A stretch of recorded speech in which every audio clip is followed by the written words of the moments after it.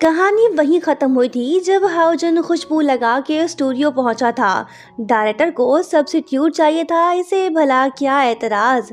Scene अच्छे से shoot हो गया था, काम भी निपट गया था, सब के सब खुश। उसके बाद होता ये है कि हाउजन की फोटो मैगजीन में छपती है। फेमस तो ये पहले से ही था, अब और ज्यादा हो गया है। ब्यूटी इंडस्ट्री में झंडे गाड़ने के बाद अब ये इंटरटेनमेंट इंडस्ट्री में घुस पड़ा है, वो भी शाओशी की खातिर। खैर आगे बढ़ते हैं। हाउजन की इकलौती मॉम अब्रॉड से वापस आ गई है। जब वो अपने बेटे की फोटो मैगजीन में देखती है तो वो बहुत गुस्सा होती है और कहने लगती है कि रुक जरा, अभी आके मैं तुझे बताती हूँ। फिर क्या, मॉम वहाँ से निकल पड़ती है और सीधा ऑफिस पहुँचती है। वहाँ पे एक लड़की जो कि एम्प्लॉय है वो काफ़ी रो रही होती है। मैडम शिन उससे पूछने लगती है कि तुम इतना क्यों रो रही हो, बात क्या है।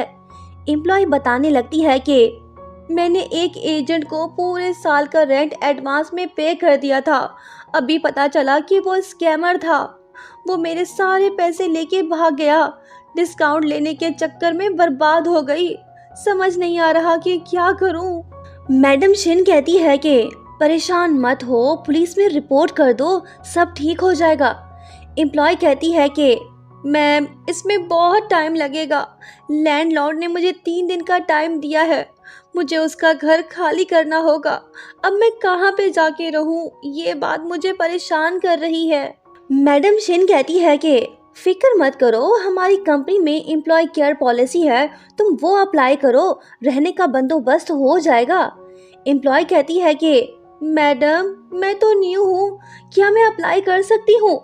मैडम शिन कहती है कि हाँ क्यों नहीं, हमारा हर एम्प्लॉय फैमिली जैसा है। मुश्किल वक्त में हम उन्हें अकेला नहीं छोड़ सकते, तुम बस अप्लाई करो, सब ठीक हो जाएगा। ये बात बोलने के बाद जब हाउजन की मॉम सीईओ के ऑफिस में दाखिल होने लगती है तो तभी ये लड़की उससे कहने लगती है कि मैडम आप बगैर परमिशन के अंदर नहीं जा सकती, ये हमारे सीईओ का ऑफिस है। वो कहती है कि मैं कोई आउटसाइडर नहीं हूँ। एम्प्लॉय कहने लगती है कि ओ अच्छा, अब मैं समझी, आप हाउजन की गर्लफ्रेंड हो ना।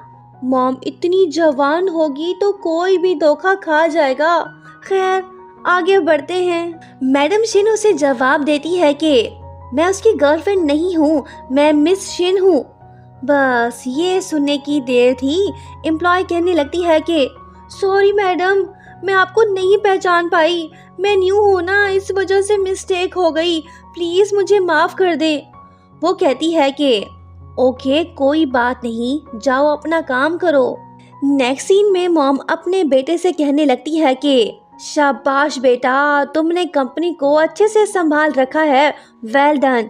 जब मैं एयरपोर्ट पे थी तो बहुत सी लड़कियां तुम्हारे बारे में बात कर रही थी, तुम तो काफी फेमस हो गए हो, तुमने कंपनी को नंबर 1 बना दिया है।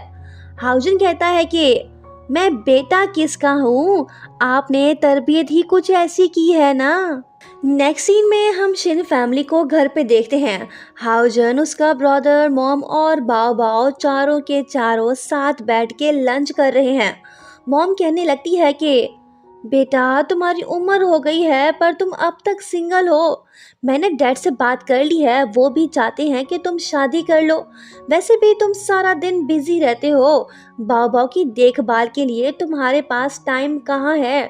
अब वक्त आ गया है कि तुम किसी अच्छी सी लड़की से शादी कर लो। तुम कंवारे तो नहीं रह सकते ना, तुम्हें अब शादी करना पड़ेगी। ये बात सुनते ही ब्रदर जिन कहने लगता है कि भाई माँ सही तो बोल रही है।